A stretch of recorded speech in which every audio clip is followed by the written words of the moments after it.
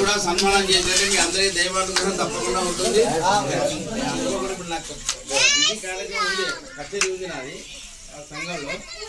అయితే మీకు ఎక్కువ సమయం తీసుకోకుండా మళ్ళీ ఒకసారి వస్తా. ఈ దీక్ష గురించి కొన్ని విషయాలు చెప్పడానికి నేను మీ ముందరికి వస్తాను. ఫస్ట్ దీక్ష అంటే ఇది తీసుకోవడం అవసరమా? చాలా మంది అడుగుతారు, దీక్ష తీసుకోవడం అవసరమా, భజనలు చేయడం అవసరమా, మాలలు వేసుకోవడం అవసరమా? విన్నారు ఎప్పుడన్నా?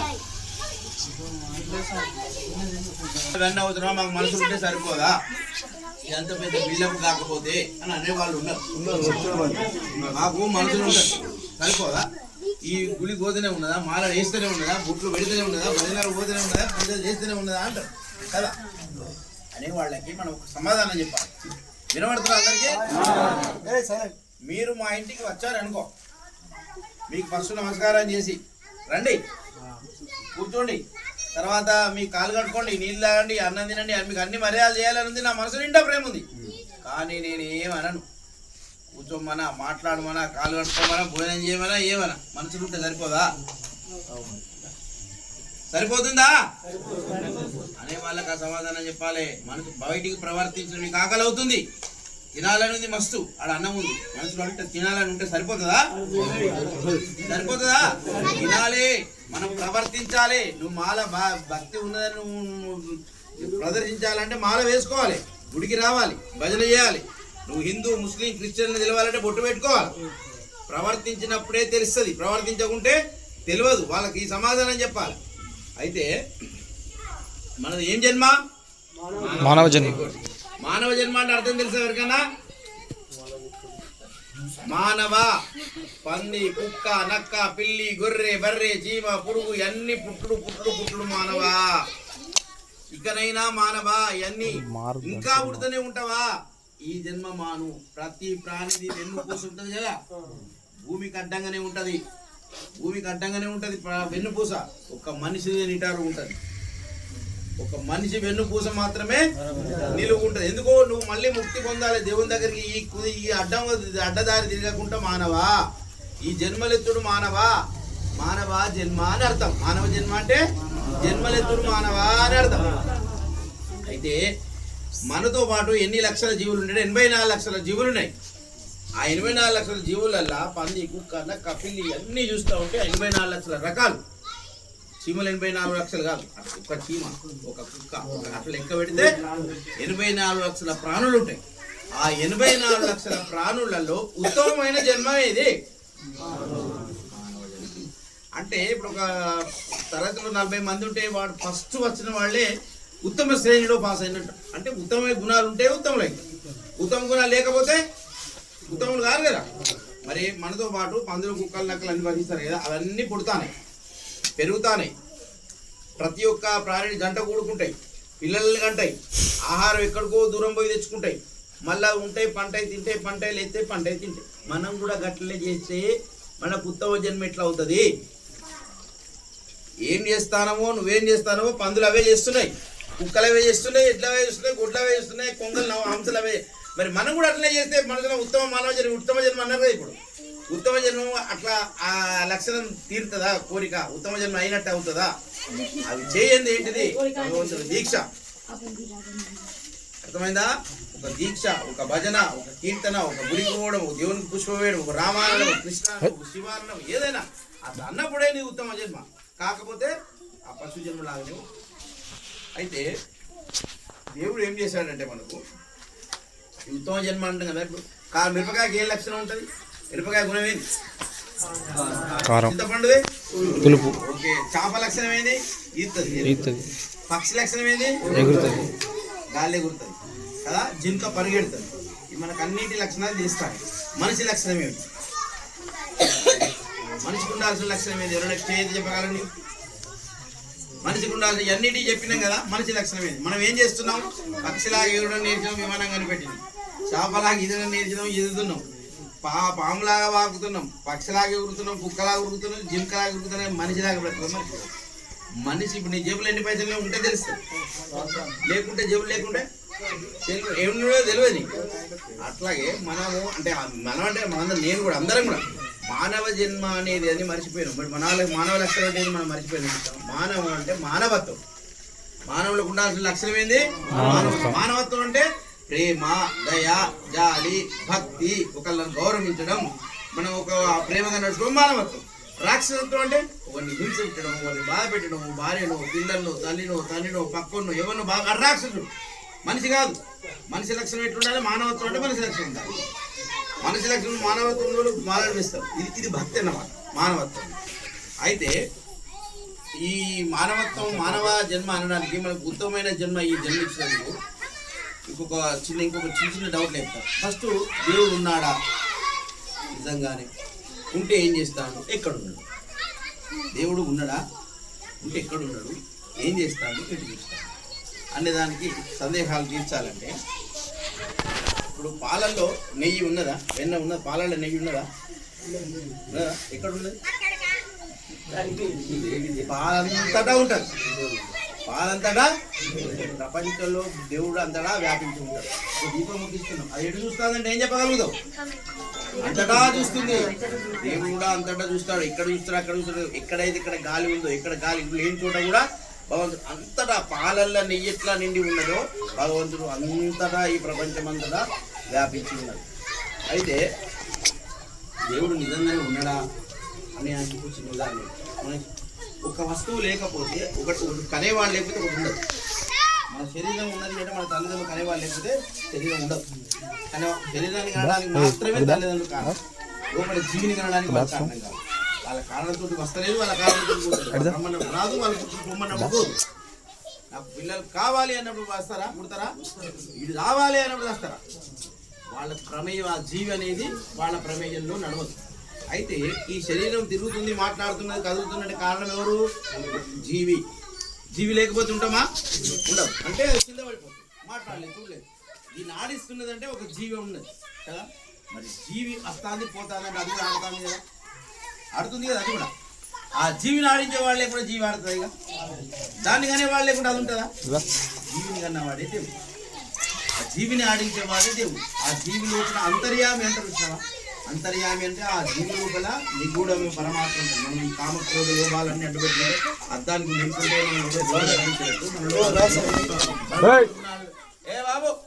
గుణాలు ఉంటే పరమాత్మ అనేది కనిపించదు. కాబట్టి మనలోనే తప్పకుండా పరమాత్మ ఉంటాడు. అయితే ఈ జీవి లోపల ఉన్నవాడే దేవుడు. అంతర్యామి, ఎక్కడికో పోవాల్సిన అవసరం లేదు. అయితే మీకు మనకు ప్రకృతిలో ప్రతి ఒక్కటి గుణపాఠం నేర్పిస్తూ ఉంటాయి. దేవుణ్ణి ఎలా చేరుకోవాలి. ఒక పెద్ద మంట మండుతుంది అనుకో, ఆ మంటకి ఎంత శక్తి ఉందో ఆ మంట ఆ ఉన్న చిన్న నిపురాలు ఉంటాయి. ఆ నిపురాలు కూడా అదే శక్తి ఉంటుంది. కాల్చే గుణం, వెలిగించే గుణం, అన్ని దగడాల్చే గుణం ఉంటాయి. కొంత దాన్ని దురదృష్టం వల్ల ఇట్లా విసిరి గాలి పడి ఏమైందంటే దూరం పోయి చిక్కుపడుతుంది. పంటకు కాసేపు వెలుగుతుంది, తర్వాత మనకి బొగ్గు అవుతుంది. అగ్గి అది బొగ్గు. ఇక ఆ బొగ్గును ఎంత చేసినా కానీ ఎట్లా తెల్లవుతుందో చెప్పండి. ఏమైనా ప్రయత్నం చేసి బొగ్గును తెల్ల చేయొచ్చా? పాలల్లో కడిగినా, రాకినా, అరిగేదానికి ఏమైనా చేయొచ్చా? చేయొచ్చు. ఎలా చేయొచ్చు? ఎట్లా చేయొచ్చు? ఎక్కడి నుంచి వచ్చిందో అక్కడికి పంపించాలి. మళ్ళీ అగ్గిలకు వస్తేనే అది తెల్లగవుతుంది, ఎర్రగవుతుంది, కలర్ మారుతుంది.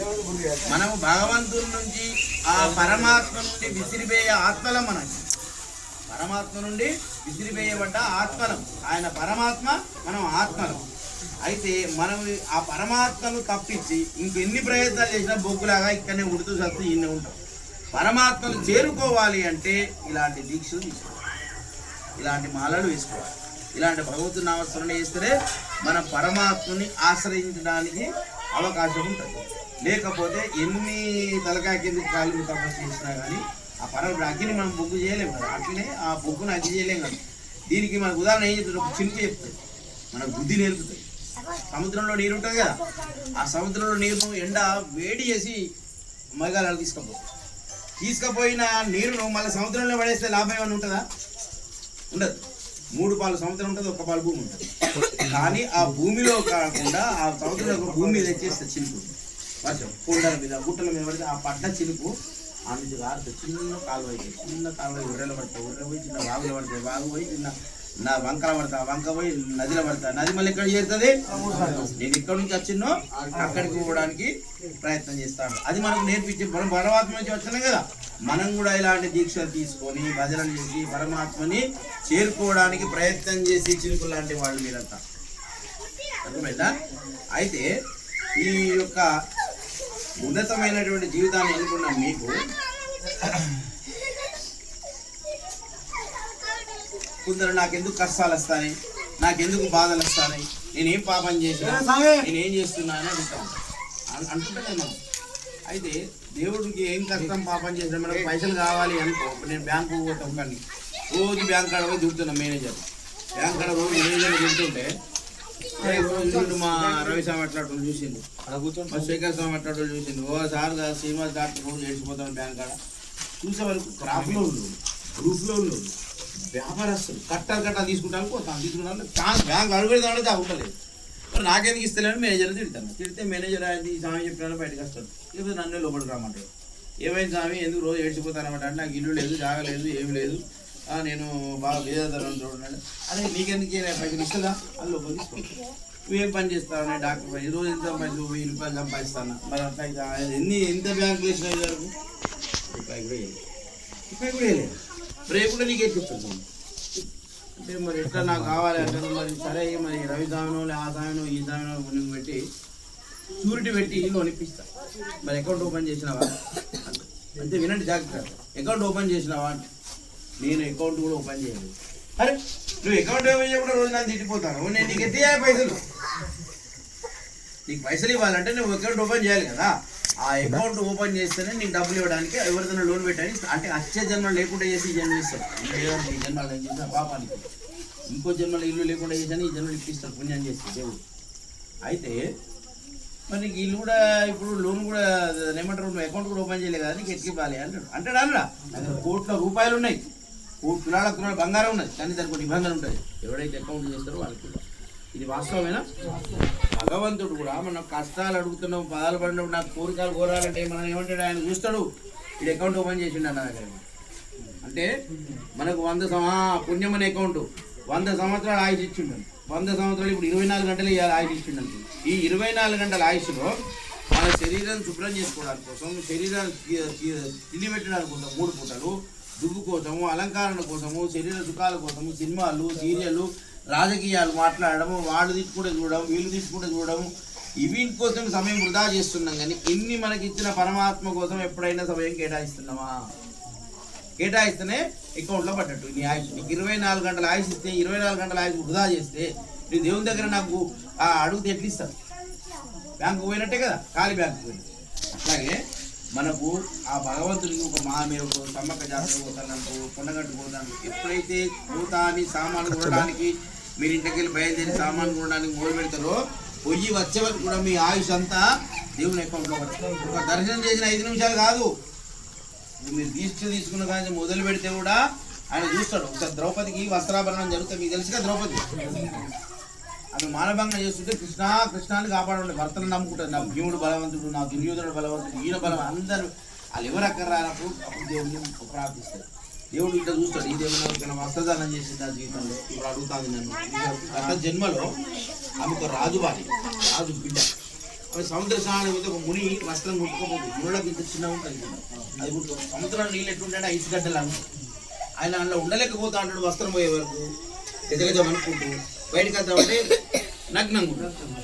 ఇలా రాలేకపోతుంటే భయపడితే ఈమె రాజు కూతురు అప్పుడు వస్తుంది, పట్టు చీర, వేల చీర ఉంటుంది, చింపుతుంది, పొంగు ఆయనకి ఇస్తుంది, కట్టుకొని బయటికి రాస్తాను.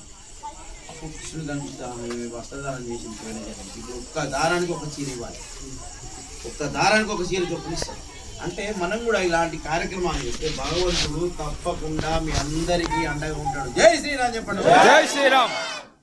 అయితే మనకు ఈ కార్యక్రమాలు ఎప్పుడైతే మనం అకౌంట్ ఏజెండా చూసినప్పుడు మనం ఈ పూజలు చేయడము, నామస్మరణ చేయడము, ఇవే మనం చేసేటువంటి అకౌంట్. ఈ అకౌంట్ వేయకుండా చేసే వాళ్ళని నిందిస్తే, మనం ఎప్పుడైతే మంచి చేస్తూ ఉంటామో, మంచి చేసే వాళ్ళని నిందించి ఎవరైతే తింటారో, మనం ఎంత తిడితే అంత మనకు మంచిది. తిట్టే మళ్ళీ ఎవరైనా తిట్టిన అనుకో మన పాపాలు వాళ్ళు పంచుకుంటారు, మన ఊడిళ్ళు అనుకో మన పుణ్యాలు పంచుకుంటారు. అయితే మనకు తిట్టుడు కావాలన్నా పూలు కావాలి. ఒక ఇద్దరు గ్లాసు ఉడికి పట్టి దాన్ని తోముతుంటే తెల్లగా మనం తిడితే మనం మీరందరూ కూడా నిజంగా వాస్తవంగా చాలా ధన్యులు ఈ మాల తీసుకున్నారు. అయితే కొన్ని నిబంధనలు మీకు తెలవాలి. తడి బట్టలతో స్నానం చేస్తూ కొన్ని పాటలు ఉంటాయి. తడి బట్టలతో స్నానం చేసి వడిగాని ఇప్పుడు తప్పు. తడి బట్టలతో పూజలు చేయకూడదు. ఒకటేసారి చేయాలి తడి బట్టలతో. ఎప్పుడైతే చనిపోయిన కాడి గోదావరిలో అపరికర్మలు చేసినప్పుడు పిండ ప్రదానాన్ని చేసినప్పుడు పూజలు మాత్రమే తడి బట్టలతో. ఇంకో డ్రెస్ అర్థంగా ఒప్పుకోవాలి. తడి బట్టలతో స్నానం చేయకూడదు. ఇదిన్నా చూసినప్పుడు పూజ చేయంగా కండువ ఇట్లా వేసుకోవాలి. ఇదేంటి అలంకారప్రాయము, అహంకారానికి కూడా ప్రతీక. మనం ఈ నడుముకు కట్టుకోవాలి. అయ్యప్పలు ఎవరైనా వేసుకోమని చూసినప్పుడు ఇట్లా చూసిందా నడుము కట్టుకోవాలి. అంటే ఇది ఏంటంటే దాస్యం. ఇప్పుడు మనకు ఆవుకు పెండ తీయాలి, బర్రెకు పెండ తీయాలి. నేను టక్ వేసుకొని షూ వేసుకొని వచ్చి తీస్తాడు నడుస్తుందా? ఏం చేయాలి? గోసు కట్టుకుని రావాలి. తప్పకుండా ఆవు తీయాలి. ఒక తప్ప నాలుగు తీయాలంటే ఆ వైట్ డ్రెస్ వేసుకొని షూ వేసుకొని వచ్చి తీస్తాడు నడుస్తుందా? మెకానిక్ ఇస్త్రీ బట్టలు వేసుకొని వచ్చి తెల్లటి బట్టలు నేను బండి రిపేర్ చేస్తాను నడుస్తా? ఆ వృత్తికి తగ్గ విధి విధానం డ్రెస్ అనేది కూడా మన దీక్ష కూడా భగవంతునికి ఇది దాస్యం. భగవంతుని సేవకుల మీద మన నడుము చూసుకోవాలి. నీవు మమ్మల్ని ప్రసాదం పెట్టమంటావు, గీతం ఇవ్వమంటావు, ఆరాధనలు నీ సేవ చేయడానికి మేము సిద్ధంగా ఉన్నాము. ఇట్లా ఇది ఇట్లా వేసుకుంటు కాదు, అలవాటు చేసుకోవాలి. రెండోది, ప్రతి ఒక్కరు ఏం చేయాలంటే పుణ్యము, నేను ఏం పాపం చేస్తున్నా, నాకు ఎందుకు కష్టాలు కలుగుతున్నాయంటే మనం ఏమి పాపాలు ఇస్తున్నామో చెప్తాను. ఫస్ట్ ఇట్లా పడి మీరు కథ వింటున్నాను, నేను అట్లా పడి ఒక ఎవరో ఒకరు పోయినాడు, ఒకసారి కాలు దాకిచ్చింది ఊరుకున్నాడు, రెండోసారి దాకిచ్చింది, మూడోసారి దాకిచ్చింది, నాలుగోసారి దాకి దొడవకి దాడతారు సార్ కోపమస్తారా? అంటే ఆ వ్యక్తి మీరు తిండి పెడతలేరు, భోజనం పెడతలేరు, రాస్తలేరు, కానీ ఆయన కోపం అయితే వస్తారు కదా. ఈ భూమాత మనకు నీళ్ళు కావాలంటే ఇస్తాను, పత్తి కావాలంటే ఇస్తాను, బంగారం ఆమె ఇస్తారు, బొగ్గు ఆమె ఇస్తారు, పెట్రోల్ ఆమె ఇస్తారు, గ్యాస్ ఆమె ఇస్తాను, ఏది బట్ట కావాలన్నా పొట్టగా ఏ కావాలన్నా భూమి ఆపిస్తాను. ఇన్ని ఇచ్చి మనం పోవిస్తే ఉమ్మేసి ఉచ్చవేసి దొడ్డికి పోయినా భరిస్తుంది. ఆమె ఒక్కసారి ముక్కుతున్నావా? ఇల్లాలి ఎంతమంది ముక్తాలు ఒకసారి చేతుల్ని. ఇది పాపమే. నేనేం పాపం చేసినా అంటారు చూసినావా?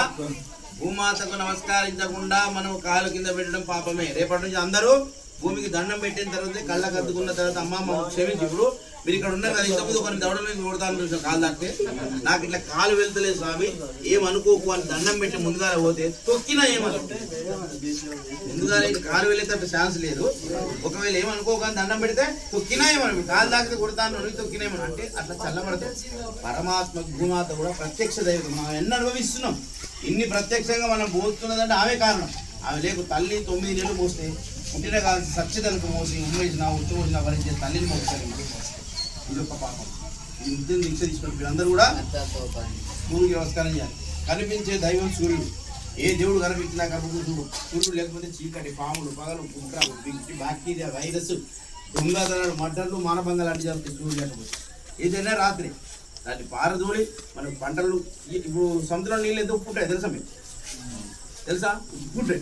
దాన్ని వర్షం తీసుకొని వర్షం నీళ్ళు పడి తాగిన మీరే మినరల్ వాటర్ కూడా తీయకుంటాయి, బట్టలు తెల్లగా అయితే అంత ఉప్పు నీరుని తీసుకొని తీయగా చేసి మళ్ళీ పంపిస్తాను.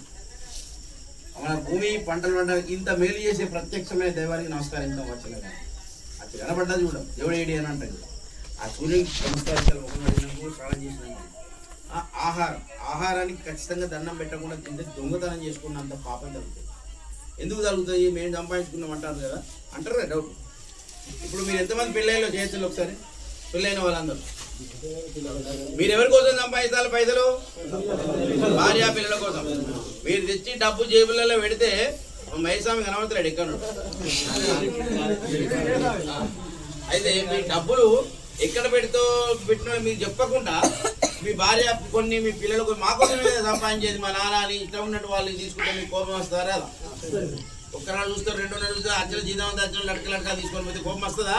మరి ఎందుకు వాళ్ళ కోసంగా సంపాదించాలి? మీరు ఎందుకు కోపం రావాలి? అంటే చెప్పకుండా తీసుకున్నాను. Very good. అట్లాగే భగవంతుడు మనకు ఒక్క గింజ వేస్తే 100 గింజలు ఇస్తాను. భూమిలో ఒక్క గింజ వేస్తే 100 గింజలు ఇస్తాను. తింటురా బిడ్డ ఇచ్చినప్పుడు ఆయన చెప్పకుండా పంటకు మనం తింటాం నా సంపాదన అంటాం. నీళ్ళు ఏమన్నా మన కారకులమా రావడానికి? అగ్గికేమో కారకులమా? పంట పండడానికి ఏమైనా కారకులమా? చెప్పు. ఒక పువ్వు పూస్తుందంటే దాన్ని ఎవడు కలర్ అద్దుతున్నాడు, ఎవడు ఆ టైంకి పూమంటాడు, మనది ఏమన్నా కారణం ఉందా? ఆయన పువ్వు, ఆయన నీళ్ళు అన్నీ ఆయన కనిపించడానికి నేను చేసిన పూజ అంటాం.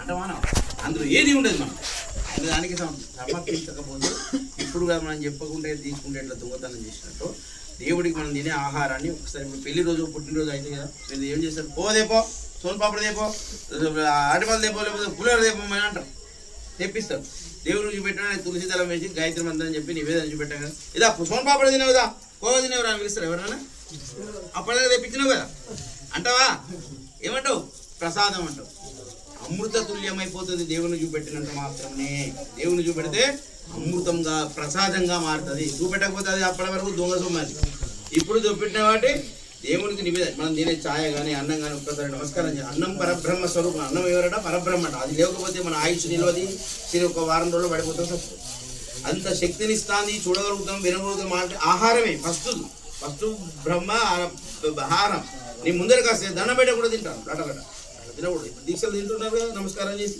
అట్లాగే దాన్ని కొనసాగించాలి అన్నం పరబ్రహ్మ స్వరూపం అన్నానికి నమస్కరిస్తే భగవంతుడికి ఎంత అంటే ముడిసిపోతాడు దేవుడు మీరు ఒక డజన్ పళ్ళు ఒక కిలో సేపులో లేకపోతే మిఠాయి తెచ్చిన మీకు ఇంట్లో 5-6 పిల్లలు మా నాన్న మాకు కిలో సేపు స్వీట్ తెచ్చిండు డజన్ తెచ్చిండు అక్కడ ఎన్ని తినాలి తిన్నాక మాకు పట్టుకొచ్చిండు మీ పిల్లలు భార్య పిల్లలు ఎగబడి తినుకున్నాను అనుకో మీకు ఇవ్వకుంటా మీకు ఏం బాధ అనిపించింది వాస్తవంగా నేను తెచ్చింది ఎంత ఇష్టంగా తింటున్నాను నా పిల్లల్ని మురిసిపోతారు కానీ బాధపడరు కానీ వాళ్ళు ఏమనుకుంటారు మా నాన్న ఎక్కడ ఎన్నో తిని ఇడికి పట్టుకొచ్చింది కాబట్టి మేమే తింటామో తింటారు అనుకో మీకు ఏమాత్రం బాధ అనిపిస్తుందా కానీ అళ్ళకెళ్ళి ఒక్కటి తెచ్చి నాన్న నువ్వు తిన వానిచ్చినట్టు నీ హృదయం ఎంత మురిసిపోతుంది చెప్పండి ఒకసారి ఎత్తుకుంటారు గీడు నాకు బిడ్డ ఈ బిడ్డ నాకు పెడతాయి ఈ కొడుకు నాకు సాధిస్తాడు గీడు నాకని మీరు మురిసిపోరా మీది మీకు చూపెట్టినంత మాత్రం అలాగే పరమాత్మ కూడా మురిసిపోతాడు వీడికి ఇచ్చినాక మాత్రం తిన్నా సంతోషపడతాడు బాధపడు కానీ చూపెడితే ఆయనకు ఒక్కసారి నీళ్ళ చుక్క వేసి భగవంతుని కాళ్ళు నేను స్వామి నీకంటే మనం ఏం చేస్తామంటే ఆ పాప భారం తగ్గుతాయి ఇప్పుడు నేను 80 రూపాయలు 70 రూపాయలు పెట్టి 100 రూపాయలు తీసుకుంటాను 30 రూపాయలు 20 రూపాయలు ఎక్కువ తీసుకున్నట్టేనా పాపం తగ్గుతుంది మరి తగ్గకుంటే నా భార్య పిల్లలు ఎట్లా పోషించగలుగుతా వాళ్ళు ఉపాసం ఉంచాలి 70 పెట్టి 70 తీసుకుంటే రూమ్ కిరాయి ఎట్లా కట్టాలి అధిక పాపమే అన్నాం కానీ దేవుని నివేదన చూపెడితే నువ్వు డీజిల్ ఎంత పోతానో అంతే దాకా కొడతావా ట్రిప్పులు మరి అట్లాంటి ఏమైందంటే ఈ దోషం తట్టుకోకుండా భగవంతుని నివేదన చూపెట్టాలి ప్రతి ఏం స్వామి అయితే ఇట్లా చూపెడితే ఏమైందంటే మనకు దోషాలు అనేది తొలగిపోతాయి అర్థమైందా ఈ 24 గంటల వ్యవధిలో మనము ఇట్లాంటి యొక్క మంచి కార్యక్రమాలు చేస్తున్నాం భూమికి నమస్కారం చేస్తాం ఇంతమందిలో రోజు ఒక్కరు మీ ఇంట్లో చెప్పాలి ప్రతి ఒక్కరు భూమికి దండం పెట్టకుండా లేవకూడదు అన్నానికి నమస్కారం చెప్పుకుంటకూడదు ఈ కార్యక్రమాలు మనం ఎప్పుడైతే దాస్యం భగవంతుడికి పూజ చేస్తాం కదా చేసినప్పుడు అన్నీ తీస్తాం తను మనం ఏం చెప్తామో అదే వినాలి అదే చేయాలి ఎక్కడో మనసు పెట్టి ఎక్కడో చేయకూడదు అప్పుడు ఉన్నప్పుడే చక్కటి ఫలితం వస్తుంది మీ అందరికి కూడా తప్పకుండా ఇప్పుడు ముళ్ళ చెట్టు పెడితే ఏం కాస్తాయి ముళ్ళ చెట్టు పెడితే పండ్లు కాస్తాయి ఒక అమ్మాయి అయినా పోతున్నాను ఆమె ఒక చెడ మాట అందాం దాని ఫలితం పల్లెటూ రావేదన్నా రేపు వస్తుంది ఆలోచన పట్టుకొని పోలీసులు పట్టుకొని లోకల్ అయితే ఇప్పుడు అంటే దాని ఫలితం వచ్చుడారా వస్తుంది ఒక మంచి బురదల పడ్డది బయటకు వెళ్తే గలీజ్ తెల్ల డ్రెస్ కట్ట గలీజ్ ఇంట్లో పోయి ఒక కొత్త డ్రెస్ ఇచ్చి ఆమె మంచిగా దాని ఫలితం అలా పోయి వాళ్ళ నాన్న పోయి దాని కూడా ఫలితం వస్తుంది మంచి పని చేస్తే మంచిగా వస్తుంది మనం ఇప్పుడు దీక్ష వేసుకున్నాం ఇది మంచి పని చెడ్డ పని మంచి పని కాబట్టి మంచి ఫలితం రాకుండా పోదు గుర్తుపెట్టుకోండి చెట్టు పెట్టగానే కాయ అని మీ అందరికి కూడా తప్పకుండా మంచి ఫలితం వస్తుంది అందరికి ఆయురారోగ్యాలు అష్టైశ్వర్యాలు సుఖసంతోషాలతో మీ మనోవాంఛలు ధర్మమైనటువంటి కోరికలు ఏవైతే ఉన్నాయో ఆ ధర్మమైనటువంటి ఇప్పుడు నేనున్నాను అది పిల్లల నుంచి కూడా మాకు గిరాకీ కావాలంటే ధర్మమైన కోరిక అది అంటే అందరికి రోగాలు రావాలంటేగా ఎట్లా మాట దేవుడు వింటాడా అది ధర్మమైన కోరిక కాదు భూమండల చరాచర అందుకోసం నేను రోజు పూజ భూమండల చరాచర సమస్త ప్రాణి కోటి అని చదివా అందరూ ఆరోగ్యం ఉండాలి ఒక్కరి పుట్ట కోసం అందరూ బాధపడకూడదు అది ధర్మమైన కోరిక అట్లాగే మనం ధర్మమైన కోరికలు ఏవైతే కోరుతామో మనం ఒక్కరి మేలు చూసుకో అందరి మేలు చూసినప్పుడే దేవుడు మనం 10 మంది మేలు చూస్తే మనం మేలు చూస్తారంటారు ఇష్టమా అట్లా చూసినట్టు మీరు అందరూ చేసుకున్నందుకు చాలా ధన్యులు మీకు వారికి కొన్ని సందేహాలు తీరినాయి దేవుడు ఎక్కడ ఉంటుందో తెలిసింది దేవుడు ఎటు చూస్తాడో తెలిసింది మన ఆత్మలో పరమాత్మ ఉంటాడు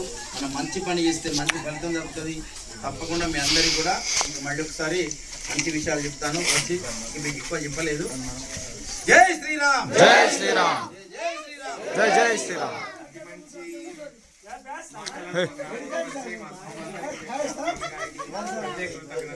స్వామి గారికి మా గురుస్వాములు సత్కరించాలని